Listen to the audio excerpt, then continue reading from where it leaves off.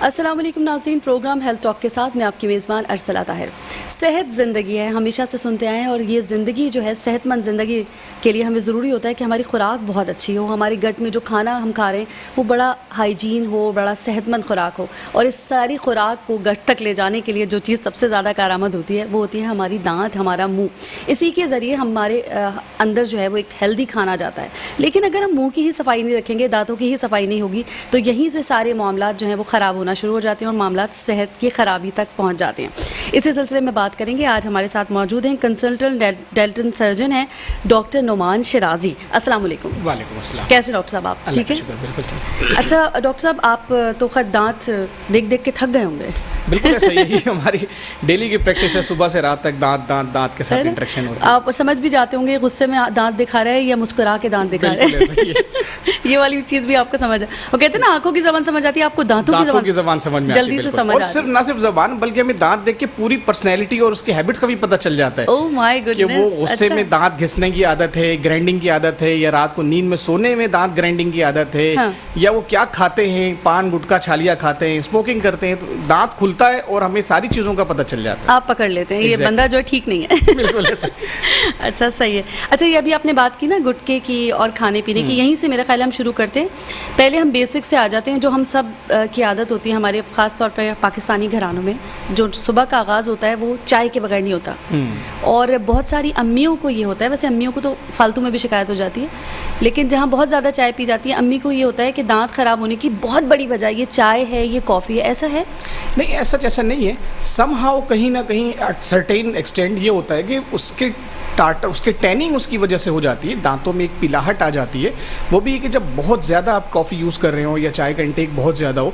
But ये कि अगर ब्रशिंग प्रॉपर होगी, आपकी प्रोटोकॉल के साथ प्रॉपर टाइम आप दे के प्रॉपर ब्रशिंग करेंगे तो वो भी प्रॉब्लम नहीं होती। तो चाय मेरा ख्याल है कोई प्रॉब्लम नहीं है, नहीं करती, पी सकते हैं। सारी अम्मियों के लिए ये है कि आप चाय पी सकते हैं। हाँ, वरना अम्मियों को ये लगता है चाय बहुत ज़्यादा पी इसलिए दांत खराब है। अच्छा, कोल्ड ड्रिंक की तरफ वो भी हो, मेरे ख्याल है कैफेन की फैमिली से आ गया, तो उसमें भी आप समझते हैं अगर प्रॉपर ब्रश कर लिया उसके बाद तो कोई प्रॉब्लम नहीं है। अच्छा हाँ, कोल्ड ड्रिंक में थोड़ा सा प्रॉब्लम ये है कि चूंकि कोल्ड ड्रिंक, कार्बोनेटेड ड्रिंक जो भी है वो चूंकि एसिडिक होता है, तो उसकी वजह से जब हम बहुत ज़्यादा इंटेक करते हैं तो हमारे दांतों की एक लेयर होती है जिसे इनेमल हम कहते हैं, वो प्रोटेक्टिव लेयर डिज़ोल्व होना शुरू हो जाती है, जैसे हम इरोजन का प्रोसेस कहते हैं। तो जो लोग कोल्ड ड्रिंक का इंटेक बहुत ज़्यादा है, या वो वेट लॉस के लिए आजकल लोग जो है वो विनेगर वगैरह और सिरका और लेमू इस तरह से दीगर चीज़ें यूज़ कर रहे होते हैं, तो उसके इंटेक में प्रॉब्लम ये है कि चूँकि बार बार वो लेने से, या कोल्ड ड्रिंक का इंटेक अगर एक्सेसिव हो, ज़्यादा हो, तो थूक जो है हमारा सलाइवा वो एसिडिक रहता है, जिसकी वजह से दांतों में इरोजन शुरू हो जाती है। तो ये एक प्रॉब्लमेटिक चीज़ है कि ज़्यादा एसिडिक लिक्विड आप लेते हैं या कोल्ड ड्रिंक, कार्बोनेटेड ड्रिंक ज़्यादा पीते हैं तो वो दांतों के लिए नुकसानदेह। मतलब वो है, लेकिन चाय कॉफ़ी इतना ज़्यादा नहीं। हाँ, चाय, ब्लैक कॉफ़ी भी मैंने सुना था डॉक्टर साहब कि अगर किसी के पीले दांत हो ना तो समझ जाएं कि ये डाइट के लिए ब्लैक कॉफ़ी पी रहा है। ऐसा है? एग्जैक्टली ऐसा है कि ये कॉफ़ी चूँकि इटसेल्फ एक स्टेन है, तो उसके ज़्यादा इंटेक की वजह से दांतों पे एक लेयर, एक सफ़ेदी उसकी कम हो जाती है, पिलाहट आ जाती है चाय या कॉफ़ी के इंटेक से। बट वो ये ब्रशिंग से आप साफ़ कर सकते हैं, वरना फिर अगर दीगर फर्दर प्रोसेसेस हैं। हाँ, प्रोसेसेस तो खैर अब बहुत आ गए।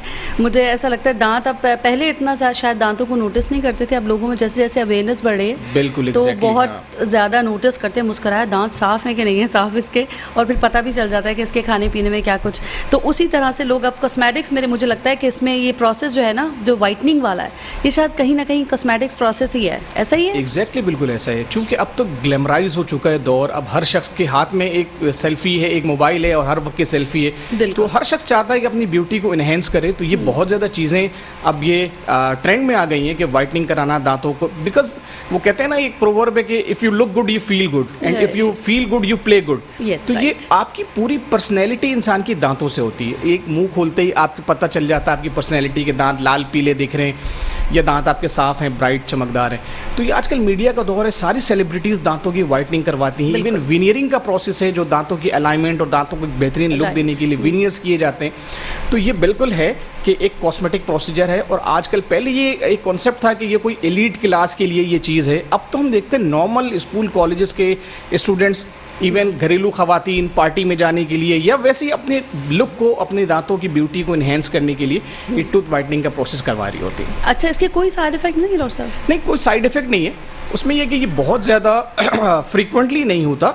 उसमें यह कि आप आप अपनी अगर दांतों की हाइजीन का ख्याल रख रहे हैं तो वंस इन 6 मंथ आप करा सकते ठीक हैं, है। या अगर आप बहुत ज़्यादा स्टेनिंग नहीं है तो आप साल में एक दफ़ा करा सकते हैं। सही। उससे ये होता है कि दांतों का एक जो ब्राइट वाइट लुक होता है, एक वाइट टोन आपकी आ जाती है, और वो कहते हैं ना कि पूरी आपकी फेस प्रोफाइल, इंसान की पूरी बॉडी अपनी होती है बट सबसे ज़्यादा वो मेहनत अपने फेस पे करता है। फेस पे करता इसी है। तरह दांतों से जो ना इंसान की पूरी फेस प्रोफाइल है, दांत सही। खुलते ही आपकी पूरी फेस की ब्यूटी जीरो हो जाती है अगर Oh दांतों my में God. कहीं कोई काले पीले आपकी कैविटी दिख रही है या कोई ओह प्रॉब्लम माय है। गॉड, डॉक्टर साहब आपसे तो बात करते हुए लोग बहुत सोचते होंगे कि मुस्कुराएं भी या नहीं मुस्कुराएं। एग्जैक्टली ऐसा ही है, वो हमारी नज़र सबसे पहले दांतों पे दांतों जाती है और पे वो पूरी पर्सनैलिटी को रिफ्लेक्ट कर रहे होते हैं आपके दांत। सही। अच्छा डॉक्टर साहब, कुछ ना कुछ प्रोसेस में एक होता है ना, आप कह रहे क्लीनिंग हो रही है, वो जो एक येलो सी क्लेयर आ रही है उसको वो साफ कर देता है। सुनने में ऐसा आया, ज़ाहिर हम तो जो सुन रहे हैं उसी पर बात करें, कि जब वो आप लेयर साफ करवाते हैं तो कहीं ना कहीं जो दांत की आपकी अपनी नेचुरल लेयर है वो भी उतर जाती है, उससे आपका दांत समहाउ वीक होना शुरू हो जाता है, ऐसा है?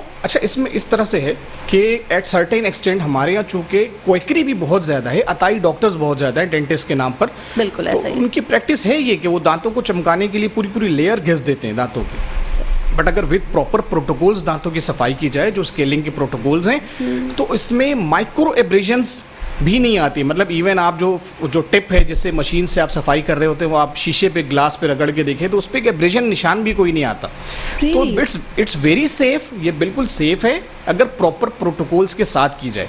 हाँ, अगर उसका मिस यूज़ किया जाए या दांतों को पूरी एक वक्ती तौर पर एक ग्लो देने के लिए घिस दिया जाए तो वो फिर प्रॉब्लमेटिक चीज़ होती है। बट ये कि एक क्वालिफाइड डेंटिस्ट से अगर आप काम करवाएं विद प्रॉपर प्रोटोकॉल्स तो कोई प्रॉब्लम नहीं। आपके मतलब ये आम डेंटिस्ट भी कर सकता है या इसके लिए भी कोई अलग अलग क्लिनिक बने नहीं, हैं, कुछ ये अलग तो- डिग्री ले रहे हैं लोग ये करवाने के लिए? बिल्कुल, अब तो डेंटिस्ट्री के अंदर बहुत ज़्यादा स्पेशलाइजेशन की फील्ड्स हो गई जी। हैं, बट ये एक जनरल प्रोसीजर है जो हर जनरल डेंटिस्ट कर सकता है। अच्छा। अगर वो प्रॉपर तरीके से कर रहा है, अगर उसने अच्छा पढ़ा हुआ है। बिल्कुल ऐसे वो ही। नकली डेंटिस्ट नहीं है। हाँ, अगर practice उसकी अच्छी है। पहले सुनते थे नकली डॉक्टर, अब नकली डेंटिस्ट भी आ गए हैं, क्या हो गया ये बिल्कुल सबसे आसान काम है ना, क्योंकि अनफॉर्चुनेटली हमारे यहाँ चेक एंड बैलेंस इतना ज़्यादा नहीं है, तो जो भी समझता है कि थोड़ा बहुत उसको काम आ गया वो एक अपनी दुकान खोल लेता है कि मैं भी डेंटिस्ट हूँ।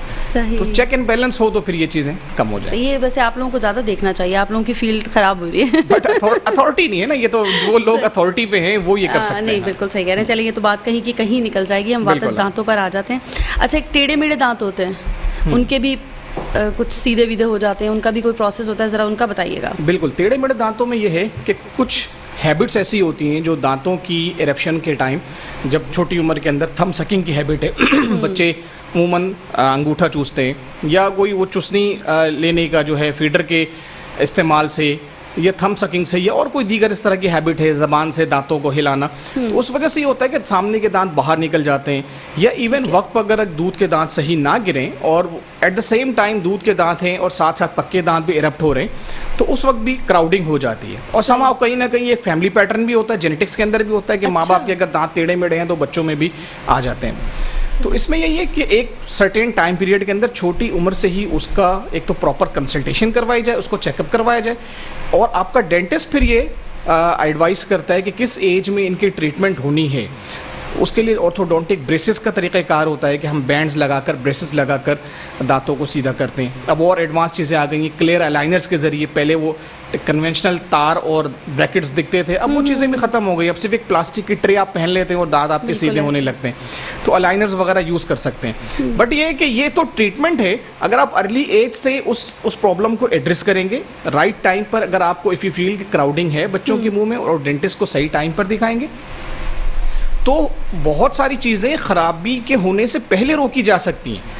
कि वो प्रिवेंटिव ट्रीटमेंट या प्रिवेंटिव प्रिकॉशंस कुछ ऐसी होती हैं कि वक्त पर अगर क्राउडिंग हो रही है तो हम दूध के दांतों को उसको एक्सट्रैक्शन करवा दें, उसके दांत निकलवा दें, ताकि अपने जो पक्के दांत है वो सही जगह पर आ सके। तो इस तरह से राइट टाइम पे डेंटिस्ट को चेक करवाना ये बहुत ज़रूरी है। सही है, मतलब अगर बिल्कुल इनिशियल स्टेज पे आप देख लेते हैं उसको। Exactly. अच्छा, बाज़ लोगों का होता है ना कि ठीक है हो जाएंगे सही, ऐसा कर लेते हैं वैसा कर लेते हैं, ऐसे लोग भी आते होंगे आपके पास? बिल्कुल ऐसा है। एक थोड़ा सा सिनेरियो ये है कि हमारे यहाँ दांतों को बहुत एक बड़ा तबका ऐसा है जो दांतों को बहुत ज़्यादा सीरियस नहीं लेता। सही। अच्छा डॉक्टर साहब, इसी पर हम और तफसील से बात करेंगे। यहाँ वक्त हो गया है छोटी सी ब्रेक का, और आप लोगों से भी कहते हैं ज़रा जल्दी से जा रहे हैं और वापस आ रहे हैं, और आपके सवालात मैं यहाँ डॉक्टर नुमान शिराजी साहब से पूछूंगी। लेते हैं एक ब्रेक। वेलकम बैक नाज़रीन, प्रोग्राम हेल्थ टॉक और मैं हूँ अरसला ताहिर। वापस आ जाते हैं डॉक्टर नोमान शिराजी की तरफ। हम बात कर रहे थे दांतों के प्रोसेस की, जिसमें अभी हम टेढ़े दांतों की भी बात कर रहे थे कि आपने कहा ये भी एक प्रोसेस होता है और बहुत अगर इनिशियल एज पर इसको देख लिया जाए तो ये बहुत आसान हो जाता है। जैसे जैसे एज बढ़ती जाती है ज़ाहिर है फिर थोड़ा सा प्रोसेस में मुश्किल हो जाता है। ऐसे सारे ही मामलात के साथ यही है कि अगर आप बहुत शुरू में देख लें तो चीज़ें ठीक हो जाती हैं। दांत में ज़ाहिर कीड़ा लग रहा है या और बहुत सारे मसाइल दांत के होते हैं, तो सबका यही है। एग्जैक्टली ऐसा ही है। ये तो ओवरऑल पूरी बॉडी के साथ है, बट दांतों के लिए स्पेसिफिकली ये बहुत ज़्यादा इंपॉर्टेंट है कि अगर आपको कहीं दांतों में कोई प्रॉब्लम लगती है, अगर आपको दांतों में खाना फंसता हुआ दिख रहा है, इवन बहुत सारे लोग कंप्लेन करते हैं कि हम गोश्त खाते हैं और रेशे दांतों में फंस जाते हैं, तो this is a first sign कि आपका दांत खराबी की तरफ जा रहा है। अगर वो गोश्त या खाना फंसने की शिकायत है तो अल्टीमेटली वो कहीं ना कहीं दांतों में ख़राबी करेगा, केरीज करेगा और दांतों में कैविटी हो जाएगी और आपको फिलिंग की ज़रूरत पड़ सकती है। और फिर अगर आप टाइमली दांतों में फिलिंग नहीं करवाते तो फिर वो फिलिंग ज़्यादा डीप होके, कैविटी डीप होके फिर वो रूट कैनाल की तरफ जाती। रूट कैनाल वक्त पे ना करवाया जाए तो दांत निकालना पड़ता है, जो कि अल्टीमेटली एक नेचुरल टूथ का लॉस है। ये बहुत बड़ा लॉस है। उमूमन लोग इसको इतना ज़्यादा वेटेज नहीं देते, बट ऐसा ही है। हमारे पास बहुत से लोग आते हैं जो कहते हैं डॉक्टर साहब दांतों में दर्द है, दांत निकाल दें। इवन कभी कोई ऐसा नहीं कहता डॉक्टर को जाके कि मेरे हाथ में दर्द है, हाथ काट दें। उसको बॉडी पार्ट समझते हैं लेकिन दांतों को बॉडी पार्ट नहीं समझते। They take it so easy कि वो दांत निकाल दें। तो ये इतना बड़ा नेचुरल लॉस है ये कि इवन एक दांत की रिप्लेसमेंट, जो महंगे से महंगी रिप्लेसमेंट भी है, वो भी दांतों जैसा फंक्शन नहीं करती। तो ये बिल्कुल ऐसा ही है कि हम जितना ज़्यादा डिले करते हैं, एक तो ये कि ख़राबी भी बढ़ती है और उमूमन लोग ये कहते हैं कि डेंटिस्ट्री महंगी है। डेंटिस्ट्री महंगी इग्नोरेंस की वजह से होती जाती है। जितना जल्दी आप उस प्रॉब्लम को एड्रेस कर लेंगे, मे बी अगर कहीं आपकी छोटी कैविटी और कोई खाने के ज़र्रात वगैरह फंस रहे हैं तो वो उस टाइम पर शायद फिलिंग से रिकवर हो जाए, ठीक हो जाए। बट ये कि वो जब ज़्यादा डीप होती जाएगी आप पेन में भी आएंगे और आप एक्सपेंसिव ट्रीटमेंट की तरफ भी आपको अल्टीमेटली जाना पड़ेगा। तो ये जितना ज़्यादा डिले होता जाता है वो प्रॉब्लम डेफिनेटली उतनी ज़्यादा बढ़ती जाती है, जिसको हम ज़्यादा पैसे देकर, ज़्यादा पेन बियर करके आखिर में वो प्रॉब्लम सॉल्व करवाते हैं। सही, दांत थोड़ा सा आसानी से लग जाता है ना, हाथ लगवाना थोड़ा मुश्किल होता है। सब छोटा सा दांत होता है और अच्छा दांतों का तो बड़ा फैशन भी आ गया, सोने का दांत लगवा लें। दांत के अंदर एक मेरे साथ एक मेरी प्रिंसिपल थी, उन्होंने दांत के अंदर जो है वो डायमंड लगवाया हुआ था छोटा सा। ऐसी चीज़ें जो लोग करवाते हैं ये भी प्रॉब्लम करती हैं। अच्छा देखिए, इसमें बिल्कुल टूथ ज्वेलरी का आप जिक्र कर रही हैं। पहले तो ये वाकई हम सुनते थे कि वो बादशाहों के दौर में लोग सोने के दांत लगवाते थे, या इवन उसके बाद अभी भी होता है। अभी भी हाँ होते हैं बिल्कुल। बट ये कि अब चूंकि उससे ज़्यादा एडवांस चीज़ें आ चुकी हैं। गोल्ड कीमती तो है, बट ये कि वो अपीयरेंस में इतना अच्छा नहीं लगता। आप पीले दांत देख रहे होते हैं, तो अब गोल्ड जैसी चीज़ें आ गई हैं। मतलब गोल्ड जितनी एक्सपेंसिव चीज़ें हैं जो दांतों के ऊपर लोग ट्रीटमेंट करवा रहे होते हैं। बट जनरल प्रैक्टिस के अंदर लोग अपने दांतों में जो कैप लगवाते हैं वो जिरकोनिया का कैप बनता है, जो अच्छी एस्थेटिक के साथ बिल्कुल मिमिक टू नेचुरल, बिल्कुल नेचुरल दांतों जैसा होता है। इवन कॉस्मेटिक पर्पसेस के लिए भी लोग zirconia crowns and zirconia veneers या मेटल फ्री विनियर्स लगा रहे होते हैं, ताकि दांत जिनकी इतनी ज़्यादा अच्छे लुक में नहीं है वो एक प्रॉपर अलाइंड लुक आ जाए।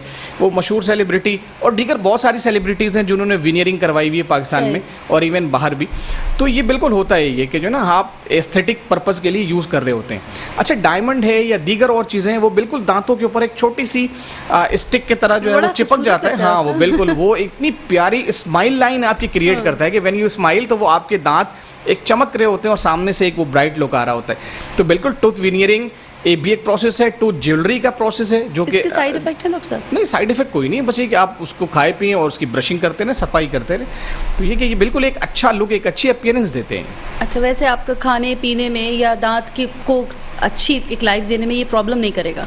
नहीं, अगर आप कैपिंग लगवा रहे हैं तो कैपिंग अगर अच्छी क्वालिटी कैपिंग है तो वो बिल्कुल सालों साल चलती है। बस आपको जैसे आपके बाकी दांतों की आपकी सफाई की केयर करनी है, वैसे उस कैपिंग की भी केयर करनी है, प्रॉपर उसको ब्रशिंग से साफ़ करना है और उसको मेक इट श्योर कि उसमें कोई खाना वगैरह नहीं फंस रहा। वो बिल्कुल वो कोई प्रॉब्लम नहीं करता और आपके नेचुरल टूथ जैसा फंक्शन करता है। अच्छा डॉक्टर साहब, क्या साइन है कि अब हमें जाना है डॉक्टर को, डेंटिस्ट को दिखाना है, बेड ब्रेथ आने लग जाए? अभी अगर मेरे कहीं दर्द नहीं हो रहा, लेकिन क्या ऐसा है कि आप पकड़ लेंगे कि नहीं आपके बेड ब्रेथ आ रहा है तो अब आपको दांत दिखाने चाहिए, या हल्की सी कोई लेयर आ रही है, कैसे आप पकड़ लेते हैं कि ये टाइम है अब आप जाएं और डॉक्टर को दिखाएं? क्योंकि मेरे अगर दर्द भी नहीं हो रहा कहीं पे, लेट सपोज मैं कह रही हूँ मेरे तो कहीं दर्द ही नहीं हो रहा, होगा, मैं क्यों जाकर दांत दिखाऊं? एग्जैक्टली देखिए असला ये बहुत अच्छी आपने बात की और ये बहुत मेन पॉइंट है, ये लोगों को समझना चाहिए कि इंटरनेशनल प्रोटोकॉल है कि we have to visit dentist every 6 month. हमें हर 6 महीने में फॉर नो रीज़न, अगर आपको कोई भी प्रॉब्लम नहीं है फिर भी एक दफ़ा आप डेंटिस्ट को जाके विजिट ज़रूर करें। उससे प्रॉब्लम क्या होती है, क्यों उसकी ज़रूरत है, वो ये कि जब कभी हमारे दांतों में दर्द होता है तो वो देर हो चुकी होती है, उस वक्त फिर वो दांत बचने के काबिल नहीं होता। या जब दांतों में खाना फंसना शुरू हो जाता है तो हम इवन बहुत सारे लोगों की हैबिट होती है कि वो टूथपिक इस्तेमाल करते हैं। Even we don't recommend to use the toothpick, कि आप कोई तीली कोई डंडी वगैरह यूज़ ना करें। प्रॉपर डेंटल फ्लॉसिंग करें, जो कि एक धागा होता है जिससे दांतों की आप सफाई कर सकते हैं। यू कैन गूगल इट, आप उसमें देख सकते हैं। बिल्कुल बिल्कुल। तो उसके ज़रिए दांतों की सफाई की जाए, तीली वगैरह या डंडी या कोई इस तरह की स्टिक वगैरह से वो दांत के गैप और बढ़ते रहते हैं, जिसकी वजह से खाना फंसने का वो ट्रायंगल स्पेस वो और ज़्यादा बढ़ता रहता है, खाने के रेशे और बढ़ते रहते हैं। तो अगर कभी खाना फंस रहा है तो definitely this is the day 1 कि वो आपके दांतों को ख़राब करेगा। अच्छा, अब दांतों में कुछ प्रोटेक्टिव लेयर्स होती हैं। पहली लेयर ख़राब होती है, दूसरी लेयर ख़राब होती है, इवन गड्ढा बनने लगता है, खाना फंसता है लोग निकाल लेते हैं, खाना फंसता है लोग निकाल लेते हैं। This is the problem. ये प्रॉब्लम स्टार्ट हो चुका है, it need to be addressed. अब अगर उसे इग्नोर करते करते करते करते उस एक्सटेंट तक वो पहुंचेगा कि जब वो पेन करे, दैट मीन्स अब फिलिंग नहीं हो सकती, अब वो दांत का रूट कैनाल करना होगा। तो इसलिए जब प्रॉब्लम स्टार्ट हो तो फॉर नो पेन, अगर दर्द नहीं भी है तो हमें डेंटिस्ट को विजिट करना चाहिए ताकि उसकी टाइमली हम ट्रीटमेंट करवा सकें और उसको जो है वो एड्रेस कर सकें उस प्रॉब्लम। अच्छा, आपने कहा फ्लॉसिंग कर सकते हैं, लेकिन वो आप स्टिक और टूथपिक ये यूज़ क्यों, वजह? काम तो दोनों एक ही कर रहे हैं ना? काम दोनों एक करते हैं। असल में एक तो ये कि जब हम वो तीली या डंडी यूज़ करते हैं, जैसे हम टूथपिक नॉर्मली कहते हैं, या उम्मन लोग जो है वो माचिस की तीली या इस तरह की दीगर चीज़ें इस्तेमाल करते हैं, तो हमारे दांतों के दरमियान में ना एक ट्रायंगुलर स्पेस होती है जहाँ मसूड़ा होता है जी। अब जब आप वो यूज़ करते हैं सफाई करने के लिए तो वो मसूड़े को हिट करता है, तो वो मसूड़े में स्वेलिंग होती है, मसूड़े में रेडनेस होती है, ब्लीडिंग होती है, प्लस ये कि हर बार जब वो मसूड़े को नीचे प्रेस कर देता है तो वो गैप और बड़ा होता जाता है जहाँ खाना फंस रहा है। तो अल्टीमेटली जिस प्रॉब्लम से आप परेशान हैं, आप उसी प्रॉब्लम को मजीद इंक्रीमेंट कर रहे होते हैं, मजीद बढ़ा रहे होते हैं every time you use the toothpick. तो हर दफ़ा टूथपिक यूज़ करने की वजह से प्रॉब्लम होती है। दूसरी चीज़ आपने कही कि बैड ब्रेथ का जिक्र किया। बैड ब्रेथ बिल्कुल डेफिनेटली ऐसा ही है कि अगर किसी वजह से आपके दांतों में टाटर हैं, गंदगी जम रही है, या आपके मसूड़ों में कोई प्रॉब्लम है, इवन मसूड़ों का प्रॉब्लम दांतों की प्रॉब्लम जितना अहम है। बहुत सारे हमारे सिस्टमिक इश्यूज़ ऐसे हैं, अगर किसी को पेट के कोई मसाइल हैं, अल्सर है, या एसिडिटी वगैरह रहती है और गैस्ट्रिक रिफ्लेक्स मुंह में आते हैं, तो सबसे पहले हमारे मसूड़ों में स्वेलिंग शुरू हो जाती है, मसूड़ों से खून आना शुरू हो जाता है, ब्लीडिंग गम्स की शिकायत हो जाती है। तो ये पेट, पूरी बॉडी की हमारी सेहत हमारे दांतों से जुड़ी है। जैसे हमारा पूरे बॉडी का दरवाज़ा हमारा मुंह, इसी तरह पूरी बॉडी की सेहत का दरवाज़ा भी हमारे मुंह और दांत है। तो अब ये कि अगर आपकी स्मेल से, अगर आपके मुंह से स्मेल आ रही है, बैड ब्रेथ आ रही है, दैट मीन्स कि आपको दांतों की सफाई की ज़रूरत है, या मसूड़ों में कोई प्रॉब्लम हो रही है। अगर मसूड़े ख़राब होंगे तो वो दांतों की हड्डी को ख़राब करते हैं जिसमें दांत ग्रिप किए हुए हैं, और दांत अपनी सही हालत में रहते हुए बिना किसी ख़राबी के वो लूज़ होकर गिर जाते हैं सिर्फ मसूड़ों की ख़राबी की वजह से। इसलिए मसूड़ों में अगर कोई प्रॉब्लम है, अगर बैड ब्रेथ है, तो उसको टाइमली एड्रेस करना चाहिए। और फिर दूसरी चीज़ ये कि आपके दांत आपकी शख्सियत बनाते भी हैं और बताते भी हैं। तो आप कहीं किसी से कन्वर्सेट कर रहे हैं, आप कितना वेल ड्रेस्ड हैं और आपने मुंह खोलते ही आपकी स्मेल आती है, तो वो आपकी पर्सनैलिटी वहीं ज़ीरो हो जाती है। तो इसलिए इस चीज़ का बहुत ख्याल करना चाहिए कि ये भी एक इंडिकेशन है कि अगर ऐसी कोई चीज़ आप फेस कर रहे हैं तो you need to visit the dentist. अच्छा, इसका ताल्लुक आपने कहा बैड ब्रेथ का दांतों से ही है। बिल्कुल। बाज़ लोग कहते हैं मैदे की खराबी होती है। एग्जैक्टली, मैदे की खराबी से भी है, मैदे की खराबी से भी है कि मैदे में कोई प्रॉब्लम अगर है, एसिडिटी रहती है, तेजाबियत रहती है, तो वो रिफ्लेक्ट होती है हमारे मुंह के अंदर, हमारे मसूड़े सोयल हो जाते हैं, बैड ब्रेथ आने लगती है। तो ये उसका लिंक डेफिनेटली हमारे पूरे गैस्ट्रिक सिस्टम से, हमारे मैदों से भी है कि उसमें प्रॉब्लम होगी तो हमारे मुंह से रिफ्लेक्ट होती है। सही। अच्छा डॉक्टर साहब, अब सफाई की तरफ आ जाते हैं। बेसिक हम बात कर लेते हैं थोड़ी सी, कि कहा यही जाता है आपने सुबह उठ के ब्रश करना है, आपने रात को सोते हुए ब्रश करना है। ऐसे ही लोगों की प्रैक्टिस होती है, बाद लोगों की तो खैर ये भी नहीं होती, सिर्फ मॉर्निंग में ही कर लेते हैं, बड़ा आसान होता है। इसके अलावा बहुत सारे लोगों का ये कहना होता है कि नहीं, आप बीच में 2-3 दफ़ा भी ब्रश करें, उससे एक तो दांत भी साफ़ होते हैं। आई डोंट नो ये कहाँ तक सही है, आप डॉक्टर हैं इसलिए मैं आपसे पूछूं कि मैदे के मामलात आपको भूख भी कम लगती है, क्या ऐसा है? आपके मैदे के मामलात भी सही रहते हैं अगर आप 4-5 दफ़ा ब्रश कर लेते हैं? बिल्कुल, देखिए what is the science of cleaning. Cleaning हम क्यों कर रहे हैं, इसके पीछे साइंस क्या है कि खाना जब हम खाते हैं तो उसके ज़र्रात हमारे दांतों में मुख्तलिफ जगहें होती हैं, पॉकेट्स होते हैं जहाँ फंस जाते हैं। अच्छा, जिस तरह हम खाना खाते हैं और वो 3 से 4 घंटे में पेट में जाके गल सड़ के और वो डाइजेस्ट होता है, हजम होता है, इसी तरह हमारे मुंह में भी एंजाइम्स होते हैं जो उन चीज़ों को गलाते सड़ाते हैं। तो अगर कोई भी रेशा, कोई भी खाना कहीं अगर वो फंसा हुआ है और वो ज़्यादा लॉन्ग टाइम स्टे करेगा तो वो दांतों में प्रॉब्लम करेगा। तो हमें हर मील के बाद रिकमेंडेड तो ये कि हर मील के बाद अगर आप दांतों को ब्रश करें, या अगर ऐसी सिचुएशन में नहीं है, ऑफिस प्लेस में या कहीं है, तो कम से कम अच्छी तरह से कुल्ली करें ताकि खाना फंसा हुआ जो साफ़ हो जाए। प्लस ये कि सुबह और रात दिन में 2 बार आफ्टर एवरी 12 आवर्स 12 घंटे के वक्फे से ब्रश करना ज़रूरी है कि दांतों पे जो एक गंदगी की लेयर है वो हार्ड हो जाती है 12 घंटे के बाद, तो वो आप कम से कम उसको साफ़ कर लें। और सबसे मोस्ट इम्पॉर्टेंट कि आपको रात के खाने के बाद ब्रशिंग, इट्स वेरी इंपॉर्टेंट। सबसे ज़्यादा ज़रूरी टाइम जो है वो रात के खाने के बाद, और इसी को इग्नोर कर, और उसको लोग इग्नोर कर देते हैं। उसकी वजह ये है कि जब आप दिन में खाना खा पी के बातचीत कर रहे होते हैं, आप कुल्ली कर रहे होते हैं, पानी पी रहे होते हैं, तो अल्टीमेटली बातचीत के दौरान आपकी टंग दांतों को टच करती है, पानी पीते हैं, इवन आप कुल्ली करते हैं, वुज़ू करते हैं, कहीं ना कहीं एक नेचुरल प्रोसेस से दांतों की सफाई हो रही होती है। जब वो 5, 6, 8 घंटे मुंह बंद हो जाता है रात में और क्लीनिंग नहीं हो रही होती, वो सबसे ज़्यादा डैमेजिंग टाइम होता है दांतों के लिए। तो इसलिए रात को ब्रश करके सोएं, मेक इट अ हैबिट कि रात का ब्रश बहुत ज़्यादा ज़रूरी है। चलिए, जिस तरह हम अपने बेड टाइम पे हमारे रूटीन हम 10 मिनट 15 मिनट घंटों जो मोबाइल को दे देते हैं, तो कम से कम 2 मिनट आपके दांतों का राइट बनता है कि उनको 2 मिनट दिया जाए। दांतों को भी ज़रूर टाइम दें, कम से कम 2 मिनट दे दीजिए। 2 मिनट ही लगते हैं मेरे ख्याल है ब्रश करने में। रात को ब्रश करना मॉर्निंग ब्रशिंग से ज़्यादा इंपॉर्टेंट है, ये आज मुझे भी पता चला है, वरना हमारी जो हैबिट है वो यही है कि मॉर्निंग में हम ज़रूर करते हैं। शायद उसकी वजह ये भी है कि हमें जाना होता है ना, लोगों से मिलना होता है, तो हम पेरेंट्स के ख्याल करते हैं, शायद दांतों का उस वक्त भी ख्याल नहीं करते। वापस आ रहे हैं, दोबारा आपसे और गुफ्तगू करेंगे, मज़ीद सवालात आपके करूँगी मैं डॉक्टर नुमान शिराजी से। यहाँ वक्त हुआ है ब्रेक का, जाते हैं और वापस आते हैं। वेलकम बैक नाज़रीन, एक बार फिर से आपको करते हैं खुशामदीद प्रोग्राम हेल्थ टॉक में। और अभी हम थोड़ी देर पहले डॉक्टर साहब से बात कर रहे थे कि ब्रश करना जो है वो मॉर्निंग में ज़्यादा अच्छा है या रात में। आज हमें पता चला कि नाइट टाइम सोते वक्त जो है वो ब्रश करना बहुत इंपॉर्टेंट है। अच्छा, इसी से डॉक्टर साहब एक सवाल है मेरा, माउथ वॉश, कुछ लोगों का ख्याल है इससे कुछ नहीं होता, कुछ लोगों का ख्याल है ये बहुत इफेक्टिव होता है, कुछ लोगों का ख्याल ये है कि कुछ लोगों के लिए है, हर किसी के लिए नहीं है। ज़रा मुझे इसके बारे में बताइए। बिल्कुल, माउथ वॉश ज़रूरी नहीं है कि आप करें, बट अगर करें तो बहुत अच्छा है। कम से कम 1 a डे, दिन में 1 बार ज़रूर करें। जिन लोगों को कोई मसूड़ों की प्रॉब्लम होती है उनके लिए तो रिकमेंडेड है, ज़रूरी है कि वो करें, क्योंकि उसके अंदर कुछ इंग्रेडिएंट्स ऐसे होते हैं जो मसूड़ों में एब्जॉर्ब होकर, जज्ब होकर उनकी मसूड़ों को रिपेयर करवाते हैं। तो इसलिए जिनको कोई थोड़ी बहुत प्रॉब्लम है वो आपका डेंटिस्ट एडवाइस करता है, उनके लिए तो रिकमेंडेड है, ज़रूरी है। बट अगर बिल्कुल आप हेल्दी हैं और कोई प्रॉब्लम नहीं है तो इट्स अप टू यू, आप कर सकते हैं, उससे कोई नुकसान नहीं है, लेकिन ना करने से भी कोई प्रॉब्लम नहीं है। अच्छा, इसका तरीका कार क्या है? अगर बच्चा कोई करना चाहता है और कभी उनके चला जाए पेट में, तो ये बहुत नुकसानदेह चीज़ है? नहीं, कोई नुकसानदेह नहीं है, ये बिल्कुल इसमें जो है वो एडिबल चीज़ें, सारी चीज़ें होती हैं, तो आपको कोई नुकसान नहीं करता। बट ये कि बच्चों में ना करवाएं तो बेहतर है। बड़ों में तरीक़ाकार इसका ये कि आप दांतों को अपने ब्रश कर लें और उसके बाद साफ़ पानी से कुल्ली करने के बाद 1 मिनट तक अपने मुँह में तमाम सरफेसेस पे चला लें और फिर उसके बाद जो स्पिट कर दें।